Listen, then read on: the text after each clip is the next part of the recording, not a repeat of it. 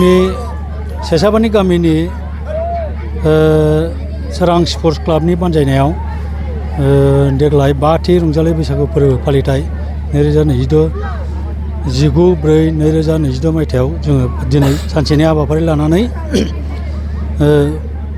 फालिनो खुंफुंनो लाहार फाहार खालामनाय जादों। आरो गिबियावनो आङो नोंथांमोननि निउस मिडिया नोंथांमोननिसिम आङो गोदान बोसोरनि बैसागुनि फोरबोनि गाहाम हामलायथि जासिबाय। जोंहा दिनै 5थि रंजालि बैसागु फोरबो फालिथाय 2022 मायथाइयाव जोङो गाजा गोमजायै सानसेनि हाबाफारि लानानै जोङो खुंनो थाम-थिम खालामनाय जादों। हाबाफारि बायदियै जोंहा सिगाङावनो दङ फुंबिलि 7:30 रिंगायाव क्लाबनि फिरफिला बिरहोनाय बिरहोदों सेसाबानि सोरां स्पर्ट्स क्लाबनि आफादगिरि दैमा बसुमतारी, नेहाथारि सोरांजित नार्जारी बिथांमोनहा। बे हाबाफारिया जोंहा जोबनानै थांबाय। दानिया जोंनि सेसाबानि सोरां स्पर्ट्स क्लाबनि लाइमोन सेंग्रा सिख्ला बिथांमोननि बिफां गायनाय हाबाफारि, बे बिफां गायनाय हाबाफारिखौ बेखेवदों जोंहा मुस्रि बिस्वजित बसुमतारी, सेसाबानि गामिनि गावबुरा। लोगोसे फुंबिलि 9 रिंगायाव जोंहा रायजो राजा गथ' गथाय बोराइ बेन्थ' गासिबो बैसागु फोरबोनि उदां मोसानाय बे हाबाफारिया जोंहा दा जागासिनो दङ। बेनि उनाव सानजौफुथ' नङा, बे फुंबिलियानो जागोन। बेवहाय जि होदों सानजौफु होदों। 12 रिंगायाव जोङो गोबां जोंनि दोरोङारि गेलेनाय बादायनाय जोङो हाबाफारि लादों। बेवहाय गुदियावनो दङ जोंहा दुरुं बोनाय बादायनाय, हौवाफोरबो गेलेगोन आरो हिन्जावफोरबो गेलेगोन। नैथियाव दं थालिर गाखोनाय बादायनाय, बियो हौवाफोरल' गेलेगोन। बेनि उनाव दैहु बुख्रुबनाय, बेवहाय उन्दैसा गथ'साफोरखौ जोङो गेलेहोगोन। बेनि उनाव हांसो हमनाय, बेखौ हिन्जाव आरो हिन्जावफोरा आलादा आरो हिन्जावफोरा आलादा, बेखौ जोङो बे बादायलायनायखौ गेलेहोनाय जागोन। बेखौ बेखेवगोन मुस्रि राजिब बसुमतारी, गामिनिनो नेहाथारि। बेलासि 3 रिंगायाव जोंहा हाबाफारि बायदियै दङ बैसागु फोरबोनि उदां सावरायनाय।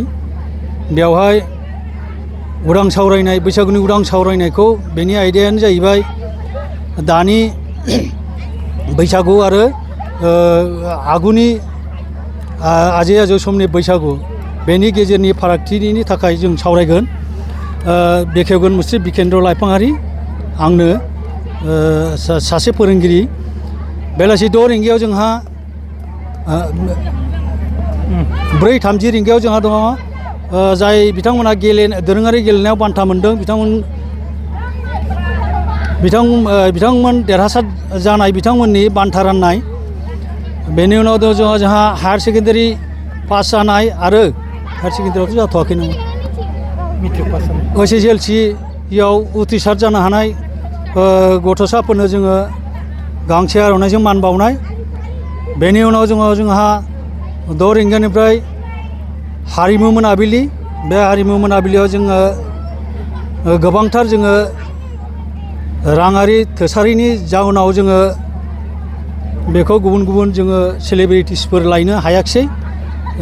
लोगोसे गामियावनो जोङो बेखौ गामि गोजायैनो खुंफुंनो लाहार फाहार खालामदों। दा बाथ्राया जाहैबाय, दिनै जोङो बैसागु फोरबोखौ फालिनायनि गुबै ओंथियानो जाहैबाय, बैसागुआ जोंनि मोनसे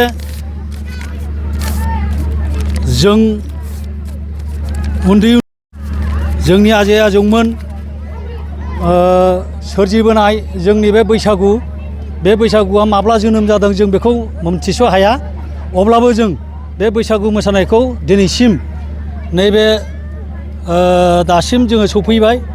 आरो बे बैसागुआ जों नुनो मोनदों मोनसे इसिङारि बैसागु आरो दा नुनो मोनबाय लांदां बैसागु मोसानाय। इसिङारि मोसानायाव जोङो गोबांथार जेंनाफोरबो नुनो मोनो।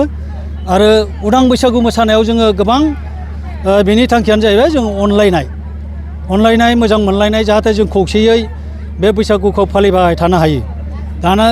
दासिम बे रोखोमखौ जोङो नुबोदों।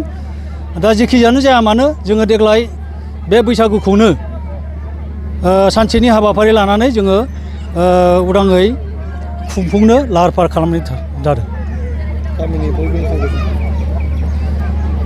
गामिनि दिनैनि नुनायाव आङो गामिनियाथ' बयबो फैजोबदों, बोराय बेन्थ' गासिबो उदां बैसागुआव बाहागो लाफैदों, खोब मोजां। ओरैनो गेलेनायाव मा मा आयदाखौ लानाय जादों नोंथां? गेलेनायाव दोरोङारि गेलेनायखौल' जोङो बांसिन माने गुरुत्व होदों। बेनो जाहैबाय दुरुं बोनाय बादायनाय, थालिर गाखोनाय बादायनाय, दैहु बुख्रुबनाय, हांसो हमनाय, बे गुबैयै बे मोनब्रैखौ जोङो थि खालामदों। दोननाय फैदों, दिनै बिराद खुसि आङो, बरायबाय आंबो।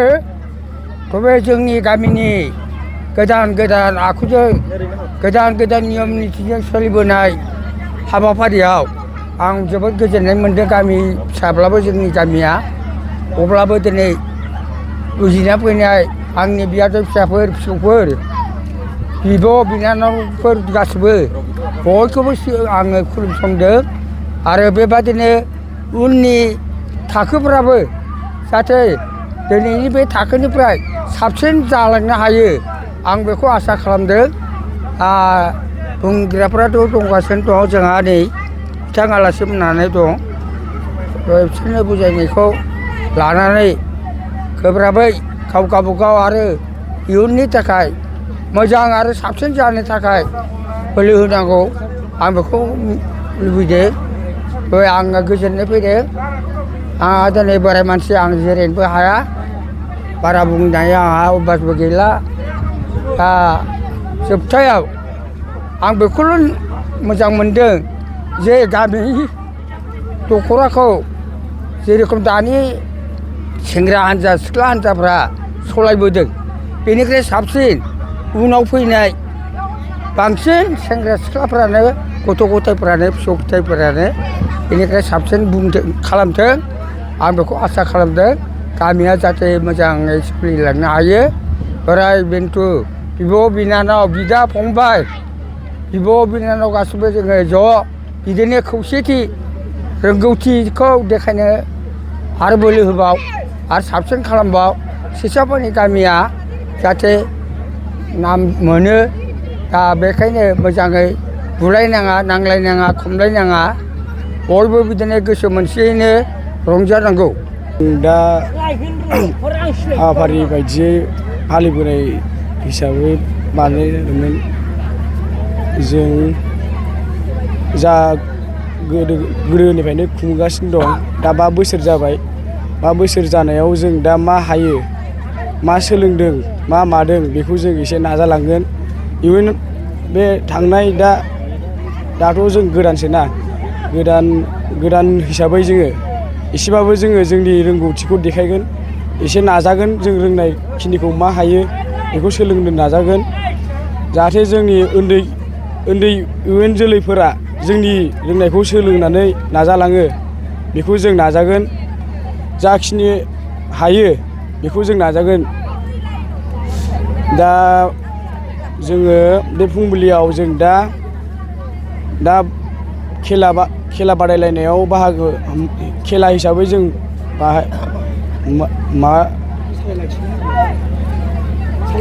सालायलांसिगोन। जों दा दुरुं बोलायनाय दं, दैहु बुख्रुबनाय दं, हांसो हमनाय खेला गेलेनाय दं, हिन्जाव हौवानि थालिर गाखोनाय, बेफोरबायदि बादायलायनायखौ जों बादायलांसिगोन आरोखि।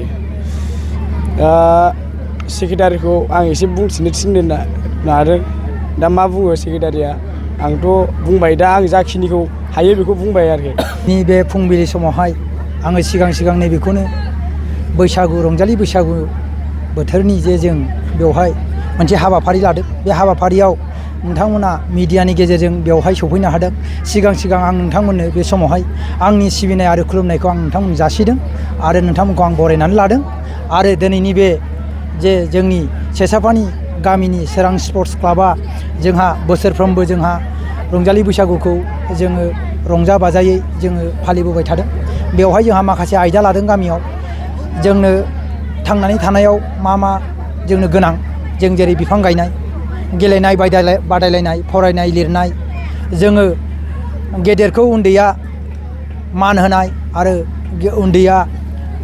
गेदेरा उन्दैखौ सनमान होनाय जों बेफोरबायदि हाबाफारिखौ जोङो लादों आरो जोंनि बिमाजों समान बिफाजों समान बिदा फंबायजों समान आरो आंनिनो मावथि लोगो नोंथांमोनखौबो आङो बे समाव खावलायदों आं साफ्रोमखौबो जे बे रंजालि बैसागुआव जोंहा गाजा गोमजायै जोङो सानसेनि हाबाफारि लानानै जोङो खुंफुंबोगासिनो दं आरो बे खुंफुंनायाव जोङो मोजाङै मोजां जाफुंसारदों। दा जोंहा बेवहाय मोनसेल' एसे खम जानाय नुहुरदों आं। बे खम जानायानो जोंहा थांनाय बोसोरफ्राव जोङो एसे एनै जोङो कालेकसन खालामनानै गामियावनो कालेकसन खालामनानै जोङो सिंगार लायदोंमोन, खनगिरि दामगिरि लायदोंमोन। नाथाय नैबे बोसोराव जोङो बोथोरनि जोंहा एसे उसुबिदायाव जोङो लायथ'नो हायाखिसै। दा जोङो नेक्स्ट फैगोन बोसोराव जोङो हयथ' निस्सय जों खालामनो नाजागोन। दा बे समावहाय जोङो माखासे आयदाखौ जोङो बेखौनो लादों जे जोंहा दानि जोंनि नैबे जेनेरेसन देरबोनाय उन्दै गथ'फोरनि थाखाय जोंहा मा आयदा लायोबा जोङो बैसागुनि बे प्रग्रामाव जोङो मा लायोबा जों गथ'फोरखौ जोङो रंजा बाजा आरो जोङो मा आयदाखौ जोङो बिथांमोननो फोरोंलाङोबा जोङो बिथांमोनखौ जोङो निस्सय फोरोंलांनो हागोन आरो बिथांमोनखौ जों मोनसेल' आयदा लादों होननानै जों साना। माने बहुद आयदा दं बेवहाय फरायनायनिजों लोगोसे गेलेनाय बादायलायनायजोंबो मानसि जानो हायो, फरायनाय लिरनायजोंबो मानसि जानो हायो। बे गाव गावनि जिबननि थाखाय मा सोलोंनांगौ दं जों बेखौ लादों आरो जोङो बेलासि समाव जोंहा माखासे हारिमु आयदाखौ जों लादों। दा जोंहा दहाय जोंनिनो आगुनि जोंहा एक्स गावबुरा बिथाङा माखासे खोथाखौ फोरमायलांबाय। दा आं बारा गोलावखौ बुंनो सानाखिसै। आं बेखिनिखौ बुंनानै बे समावहाय आं साफ्रोमबो नैबावहाय जोंनि सेसाबाननि गामिनि रायजो राजा आरो आंनिनो आंगो लोगोफोर आरो नोंथांमोन मिडियानि नोंथांमोनखौबो आङो बे समावहाय आंनि मोजां मोननाय आरो खुलुमनायखौ जासिनानै आं बेयावनो आंनि फंनैसो बिबुंथिखौ फोजोबबाय।